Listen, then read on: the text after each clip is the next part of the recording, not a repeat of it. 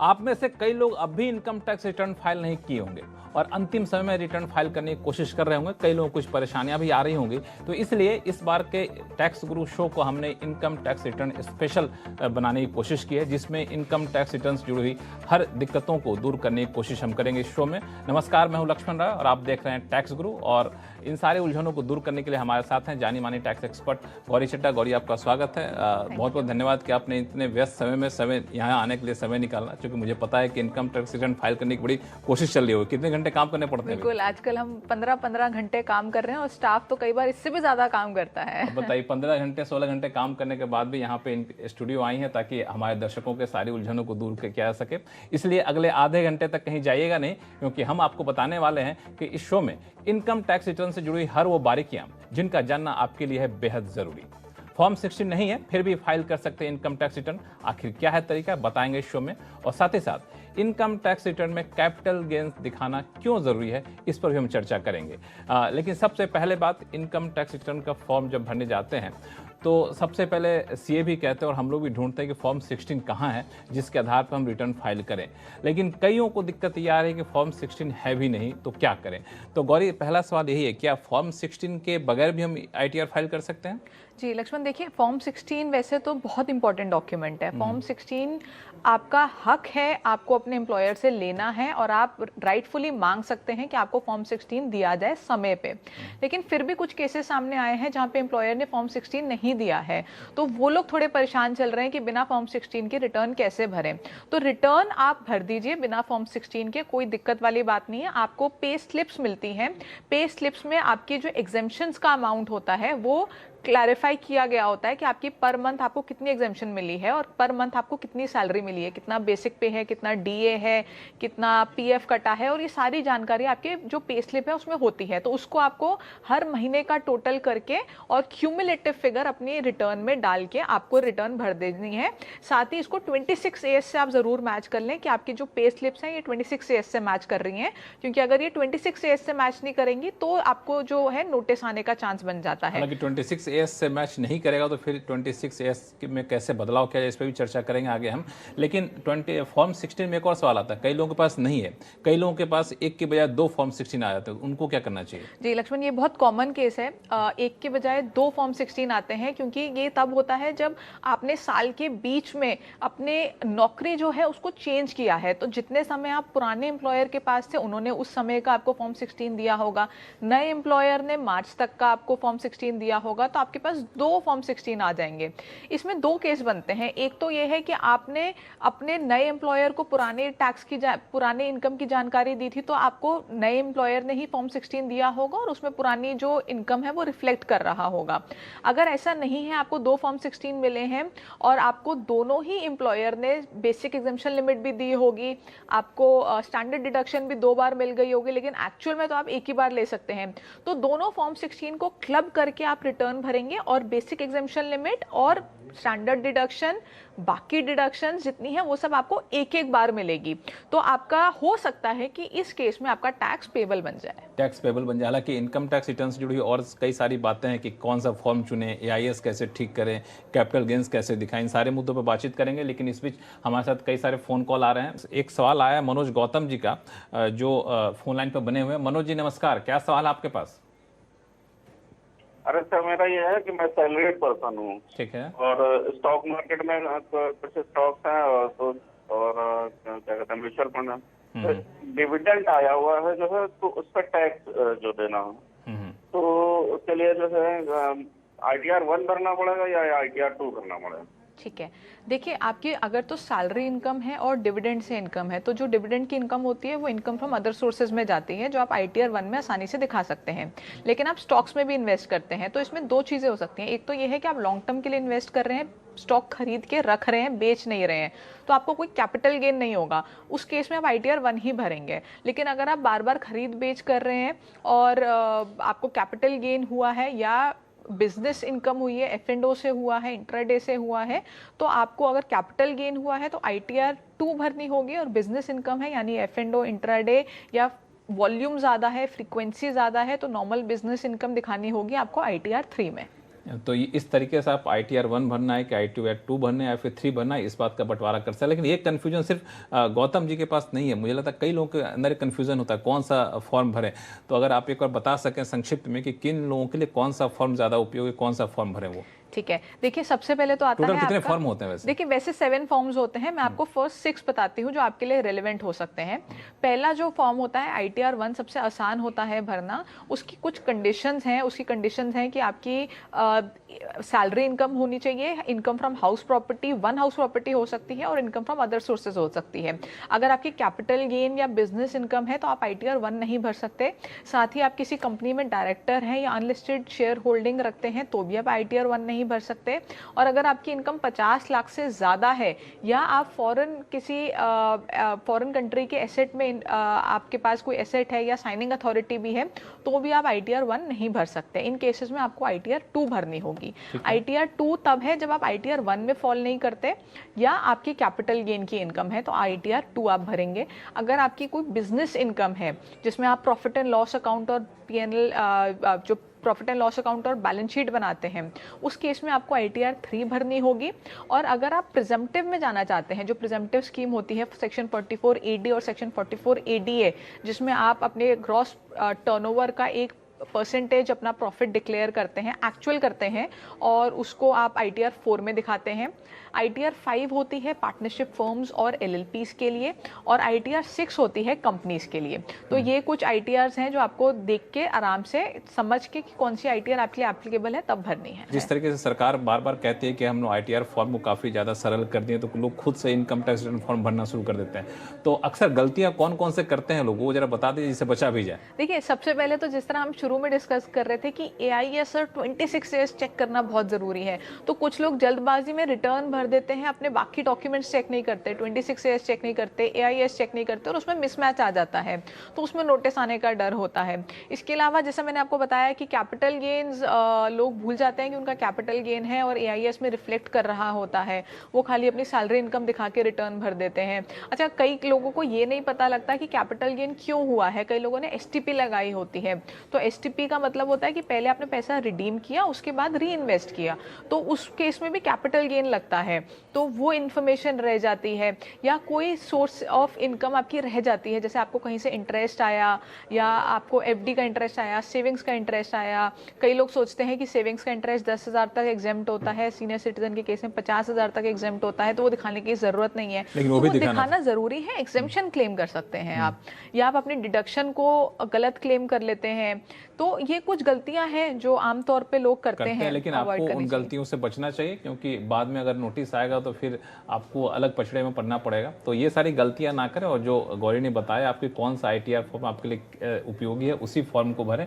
और समय बहुत कम है इसलिए आप अंतिम समय का इंतजार आप मत करिए, क्योंकि अंतिम समय आखिरकार आ ही चुका है और इस इंतजार में मत रहिए कि सरकार शायद एक्सटेंशन दे देगी कि तो हम तब भरेंगे, तो इस इंतजार में बिल्कुल मत रहिए। आप हर वक्त को अंतिम समय मान कर अपना ITR फॉर्म जरूर भरिए। और जो टैक्स गुरु में हमने आपको उपाय बताए हैं, टिप्स दिए, उम्मीद करता हूं कि टिप्स आपके काम काफ़ी आएंगे। अगले सवाल के लिए चलते हैं मुंबई, जहां से सुधाकर कनकल जी हमारे साथ फोन लाइन पर। Doctor Sudhakar कनकल।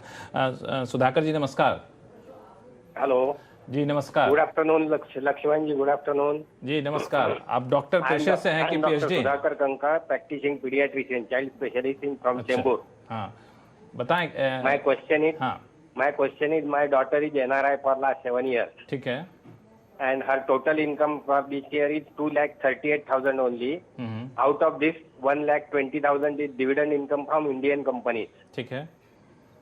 Is she liable to pay tax on this dividend? And second question is, can she become HUF karta after our death?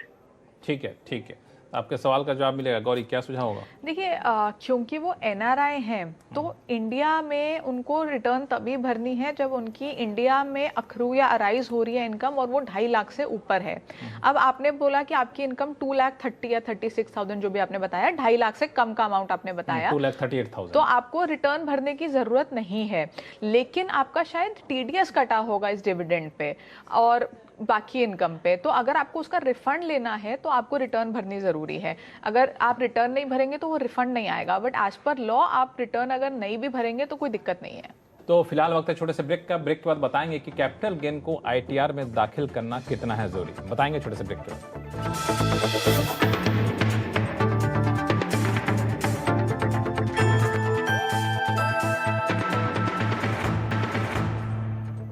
Break के बाद एक बार फिर से आपका स्वागत है। आप देख रहे हैं income tax return special tax गुरु, और इनकम टैक्स से जुड़ी हर वो बारीकी बता रहे हैं जो आपको आईटीआर फॉर्म भरने में आपको जानना बेहद ज़रूरी है। और अब हम चर्चा करेंगे एनुअल इनकम स्टेटमेंट एआईएस की, जो कि इन दिनों इनकम टैक्स रिटर्न भरने वालों के लिए बेहद ज़रूरी हो गया है।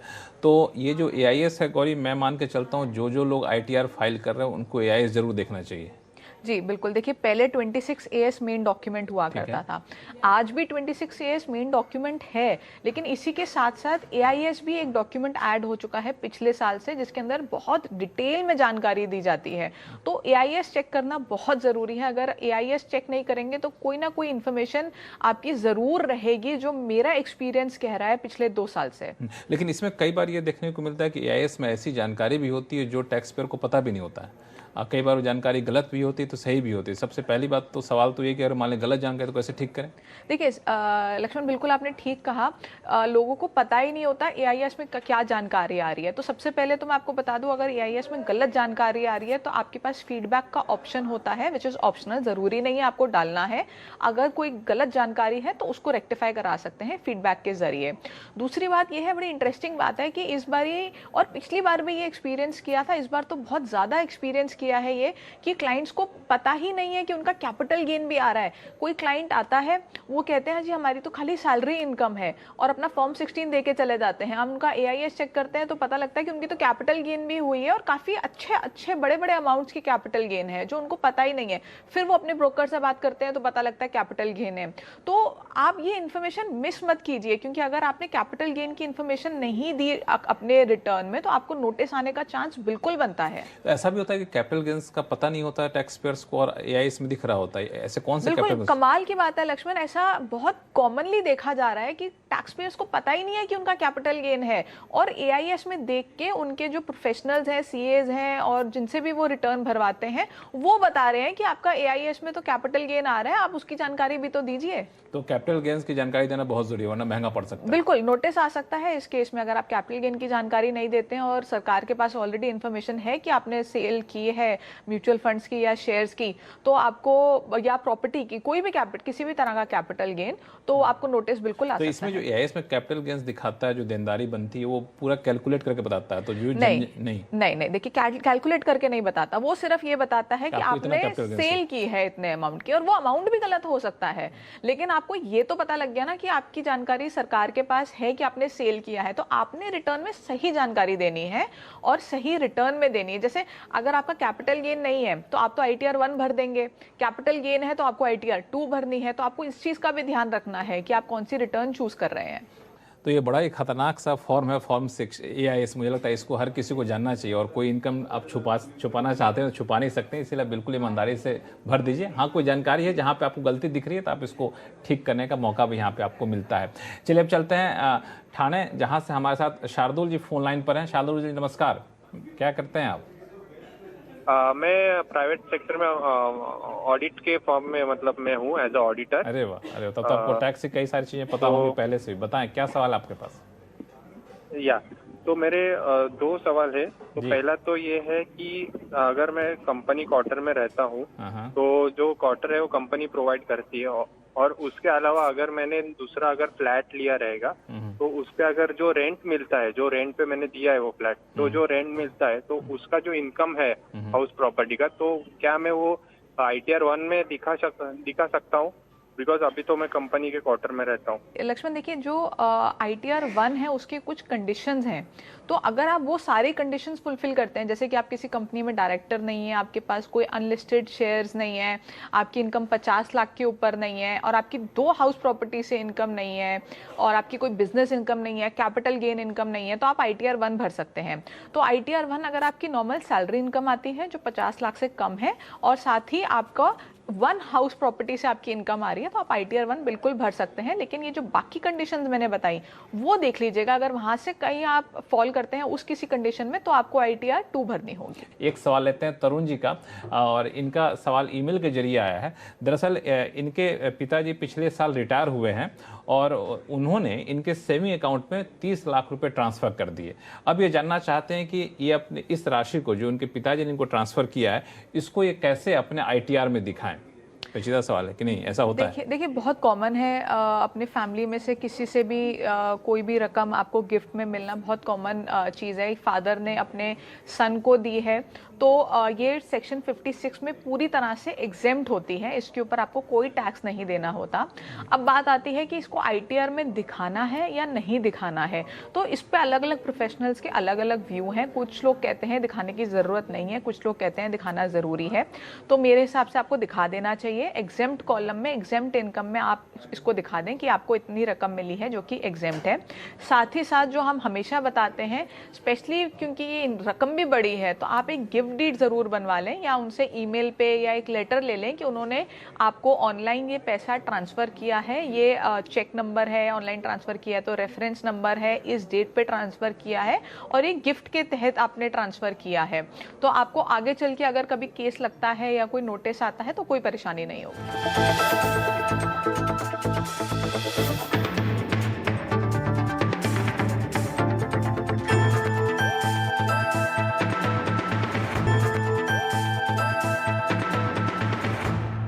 ब्रेक के बाद एक बार फिर से आपका स्वागत है। आप देख रहे हैं टैक्स गुरु, और इस बार का टैक्स गुरु काफी स्पेशल है, वो है income tax return special. Gauri, मेरे पास एक सवाल आया अहमदाबाद, जहां से राजेश खतवानी जी हमारे साथ फोन लाइन पर हैं। राजेश जी नमस्कार।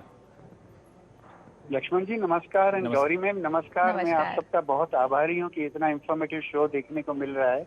बहुत कुछ सीखा है, आज मेरी क्वेरी को चांस मिला है, उसके लिए CNBC का धन्यवाद। मेरा सवाल ये है कि जो रेसिडेंट डॉक्टर्स ड्यूटी करते हैं अपनी और MD और MS का कोर्स करते हैं, उनको स्टाइपेंड दिया जाता है, वो टैक्सेबल होता है या नॉन टैक्सेबल? 3 साल से मेरा सन है, वो MS का कोर्स कर रहा है और अभी 4th ईयर में है। तो मेरा जो CA साहब हैं वो कह रहे हैं कि इसको टैक्सेबल गिन के अपन टैक्स भरेंगे। मैं 3 साल से तो भर रहा था। कॉलेज से जो एक लेटर मिलता है उसमें लिखा होता है कि this is for income tax purpose only and we have not deducted any TDS as per the section 1016 of income tax act. तो उसके हिसाब से तो वो TDS ही नहीं काटते हैं, तो ये स्टाइपेंड तो स्कॉलरशिप टाइप गिना जाना चाहिए, हमें भरना ही नहीं चाहिए। मेरे सन के इतने सारे दोस्त हैं डॉक्टर्स, उन्होंने किसी ने टैक्स नहीं भरा है, इनकम टैक्स नहीं भरा है। आप जानना चाहते हैं कि स्टाइपेंड पे टैक्स भरना चाहिए कि नहीं चाहिए? जी, और अभी मेरा ये जो लास्ट ईयर है 4th ईयर, तो मैंने कुछ ट्रिब्यूनल के हियरिंग देखे, इनकम टैक्स ट्रिब्यूनल के चंडीगढ़ के 2009 के, जिसमें ट्रिब्यूनल ने कहा है कि ये जो स्टाइपेंड दिया जाता है इन बच्चों की पढ़ाई के खर्चे के लिए दिया जाता है, तो स्कॉलरशिप गिना चाहिए और नॉन टैक्सेबल होना चाहिए। बिल्कुल, इसका इनकम टैक्स की असेसिंग। जी बिल्कुल, आपके इस सवाल का जवाब देंगे, लेकिन इससे पहले आपका बहुत बहुत शुक्रिया कि आप हमारा शो देखते रहते हैं और आपको हमारा शो अच्छा लगता है। आपको जब भी कोई उलझन हो आप बिल्कुल लिखा करिए, लेकिन सबसे पहले आपके सवाल का जवाब लेते हैं। गौरी, क्या सुझाव देंगे इनको?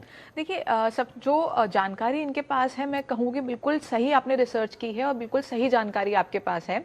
तो जो स्टाइपेंड होता है इसमें ना हर किसी का अलग व्यू है। कुछ लोग कहते हैं कि स्टाइपेंड टैक्सेबल है, कुछ लोग कहते हैं स्टाइपेंड नॉन टैक्सेबल है। तो इसमें आपको पर्पस देखना होता है। जो स्टाइपेंड आपको मिल रहा है, अगर तो वो आपकी सर्विसेज के लिए आपको मिल रहा है, जो काम आप कर रहे हैं उसके लिए मिल रहा है, तो ये टैक्सेबल होगा। अगर ये आपकी पढ़ाई के खर्चे के लिए आपको मिल रहा है, आपके रहने के लिए मिल रहा है और जो पढ़ाई के खर्चे उठाने के लिए अगर आपको मिल रहा है, तो आपका ये नॉन टैक्सेबल होगा सेक्शन 1016 में। अब आपके जो लेटर मिला है उसमें क्लैरिफाई किया गया है कि ये 1016 के तहत मिल रहा है। तो 10 जो सेक्शन 10 वाली फैमिली होती है वो एग्जेम्पशन होती है, तो उसमें आपको कोई टैक्स देने की ज़रूरत नहीं है। और जो ट्रिब्यूनल जजमेंट की आपने बात की उसमें भी यही कहा गया है कि ये आपको अगर आपको फर्दर स्टडीज़ के लिए मिल रहा है तो वो जजमेंट बिल्कुल ठीक आपने पढ़ी है इस केस में, क्योंकि ये आपको फर्दर स्टडीज़ के लिए मिल रहा है और ये लेटर में भी लिखा है, तो आपको इस पर टैक्स नहीं देना पड़ेगा। लेकिन ये जो 3 साल तक इन्होंने टैक्स दिया उसका क्या रिटर्न फाइल कर सकते हैं? उसका तो आप कुछ नहीं कर सकते, वो रिटर्न तो अब रिवाइज हो नहीं सकती, वो उसका टाइम निकल चुका है, तो वो टैक्स तो आपका चला गया। लेकिन आगे से से आप ना टैक्स भरें, और लेकिन रिटर्न आप फिर भी भरते रहें, उसको एग्जेम्प्ट इनकम में दिखा के रिटर्न भरते रहें। चलिए अगले कॉलर हमारे साथ मुंबई से ही हैं, M.K. गुप्ता जी। गुप्ता जी नमस्कार, क्या सवाल आपके पास? नमस्कार लक्ष्मण जी, नमस्कार गौरी जी, मैडम जी नमस्कार। आपका CNBC में काफी टाइम से देखता हूँ, I am very impressed, share trading भी करता हूँ मैं। तो एक सवाल ये था, हमारे नॉन ऑपरेटिंग फैक्ट्री है फादर की, जीरो बैलेंस शीट है, उसमें 2-3 कमरे बने हुए हैं, फादर एक्सपायर हो गए तो पार्टनरशिप में 5 भाई ऐड हो गए। अभी इसको हम सेल कर रहे हैं तो इनहेरिटेंस या कोई टैक्स सेविंग के क्या तरीके, या पार्टनरशिप के हम शेयर सेल कर सकते हैं क्या दूसरी पार्टी को? तो टैक्स सेविंग में कैसे इसको हम, और रेजिडेंशियल प्रॉपर्टी खरीद के उसको सेव कर सकते हैं क्या? नहीं, अभी ये प्रॉपर्टी आपकी पार्टनरशिप फर्म के नाम पे है जी। ठीक है, तो ये आपकी जो प्रॉपर्टी आप बेचेंगे तो आपकी जो कॉस्ट ऑफ एक्विजिशन है वो ली जाएगी, जो आपके फादर ने जिस रेट पे खरीदी थी उस रेट पे आप कॉस्ट ऑफ एक्विजिशन लेंगे, और आपके पार्टनरशिप फर्म के हैंड्स में ही ये टैक्सेबल होगी। उसके बाद आप इसको डिवाइड कर सकते हैं 5 पार्टनर्स के बीच में, लेकिन पहले आपको इसको पार्टनरशिप फर्म में लेना पड़ेगा, और कॉस्ट ऑफ एक्विजिशन पुराने जो ओनर हैं उनकी लेनी होगी, क्योंकि आपके फादर ने शायद काफ़ी कम रेट पे खरीदी होगी। और जहाँ तक मैं समझ पा रही हुई आपकी लॉन्ग टर्म एसेट होगी, कई साल पहले आपने खरीदी होगी, तो आपको इसमें इंडेक्सेशन का बेनिफिट मिलेगा। इंडेक्सेशन का मतलब है कि जिस साल में आपने खरीदी थी उस साल को आप आज की डेट के हिसाब से इन्फ्लेशन एडजस्ट कर लेते हैं, तो कॉस्ट ऑफ एक्विजिशन आपकी बढ़ जाती है, तो उस केस में आपका जो कैपिटल गेन है वो कम हो जाएगा और टैक्स उससे कम हो जाएगा। गौरी आपका बहुत बहुत शुक्रिया सभी सवालों का जवाब देने के लिए और इनकम टैक्स रिटर्न फाइल करने के सारे उपाय बताने के लोगों को। टैक्स गुरु में फिलहाल इतना ही। आपके पास कोई भी सवाल हो, चाहे इनकम टैक्स से जुड़ा हुआ हो या फिर GST जुड़ा हुआ, आप हमें लिख भेजिए tax@moneycontrol.com पर। हाँ, आप अपने सवाल जब भेजते हैं तो अपना नाम और मोबाइल नंबर जरूर लिखें, ताकि उससे मोबाइल नंबर के जरिए हम आपसे कॉन्टैक्ट कर सकें, आपके सवालों को बेहतर तरीके से उसका जवाब दे सकें। तो टैक्स गुरु में फिलहाल इतना ही। देखते रहिए CNBC आवाज़। नमस्कार।